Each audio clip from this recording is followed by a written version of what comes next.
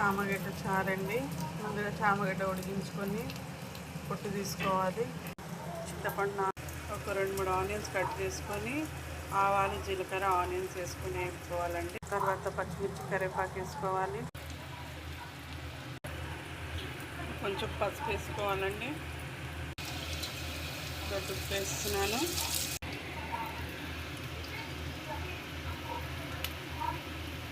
మీ టేస్ట్కి తగ్గట్టుగా కారం వేసుకోండి.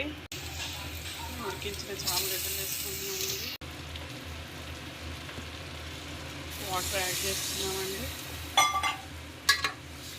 మసలాక అప్పుడు చింతపండు చారు అనేది వేసుకోవాలి. చారు మసులుతుందండి. చింతపండు పులుసు పోసుకోవాలి. పులుపు ఎక్కువ ఉండద్దు అనుకుంటే కొంచెం కింద వేసుకోవాలండి. ఇంకా బెల్లం వేసుకోవాలండి.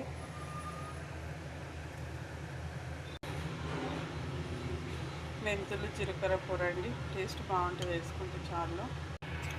చారు కొంచెం చిక్కబడ్డదండి. లాస్ట్కి మనం కొత్తిమీర వేసుకొని స్టవ్ ఆఫ్ చేసుకుందాం. ఇంకా చిక్కగా కావాలనుకుంటే ఇంకా కొద్దిసేపు మరగనివ్వండి. మాకైతే సరిపోతుందండి. పిల్లలకు ఇష్టం అన్నమాట. మొత్తం అయిపోగొట్టేస్తారు చారు. అందుకే ఎక్కువ క్వాంటిటీ పెట్టుకున్నాను నేను. చామగడ్డ చారు రెడీ అండి.